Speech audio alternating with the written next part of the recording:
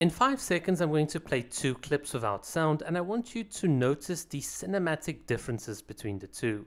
So we start off here with Zenless Zone Zero, and one thing that you'll notice immediately is the jitteriness when you land hits on the enemy. This to me really disrupts the flow because you've got these attacks as well that've got very heavy hit lag, and it feels like that flow, that cinematic action is just being constantly disrupted, which is something I don't really like. In contrast, when you look here at Honkai Impact, even if you have these more slowed down moments to parry or to do ultimate evasions, there is still a flow to the combat, and that is the big difference and contrast that I wanted to point out.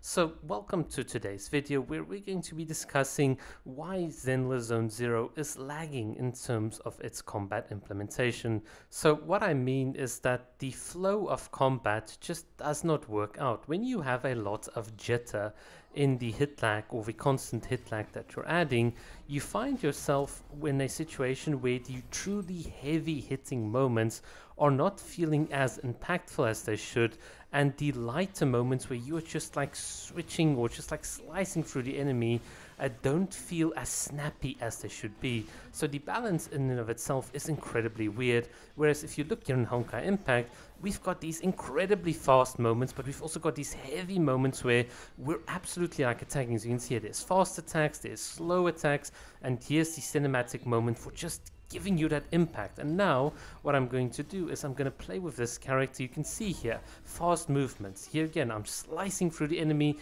impact moments, then I'm going to go on. And this is the balance or the contrast that I wanted from ZZZ. I wanted to see or I wanted to get that cinematic feel from them, but the balance is really not right for me.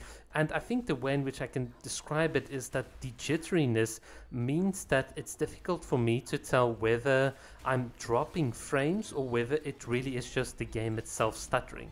And that contrast, the fact that I can't tell between the two, just makes it so difficult on my eyes to keep on playing to play the combat, as well as the other fact that you don't have a very clear delineation between the roles, between the switching cost of the different characters. It's almost like, what is the flow, what is the rotation or the pattern that I'm supposed to be playing? That's just not obvious to me from a combat perspective. But if you just saw the combat here from Honkai Impact, it was very obvious what is going on here. You've got certain rotations, you've got certain characters that have slower animations, faster animations, and it's really the balance of getting this right and crafting this truly cinematic experience that makes it just feel so much more alive.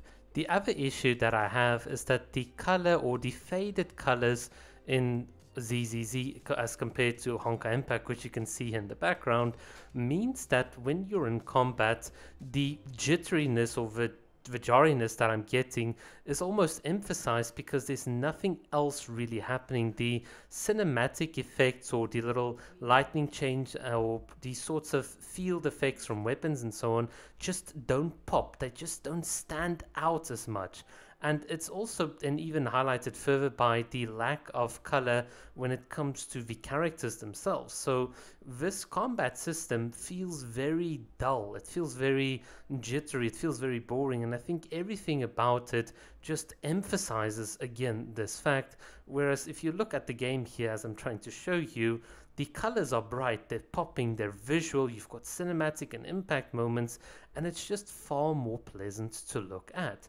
And the other last thing that I want to point out is that with ZZZ, you've got a very slow beginning in terms of combat. So all of the enemies literally just stand around, and there is no difference between proper skilled expression and just button mashing. And this can easily be remedied by actually introducing a proper tutorial stage. So as you can see here in the background, I've got the game literally playing itself. I'm not doing anything.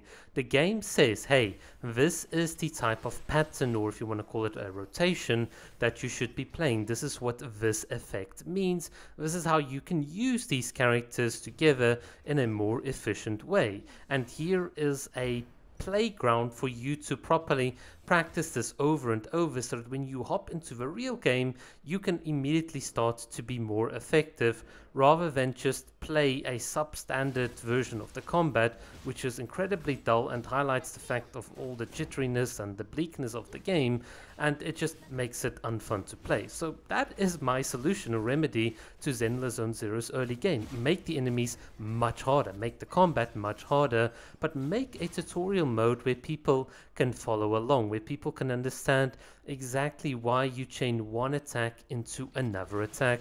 This basic tutorial of, oh, you press this button to attack, or you do this, is not good enough. Give me a demonstration and tell me things like enhancing the effectiveness of enemy defense reduction by pulling in this person and this person, chaining in that way, because that's really what people are going to dig their teeth into. But I mean, who am I kidding? Zenless Zone Zero is all about TVs and about being casually friendly, and I think Hoya themselves are not getting they're not getting the right target audience for the game, because they're just trying to do all of these different things. I think once again it's just a case of some of the executives being very, very nervous, so they water down the game, like within Genshin Impact. Okay, I'm depressed and talking about all of this. I'm done. Thanks for watching.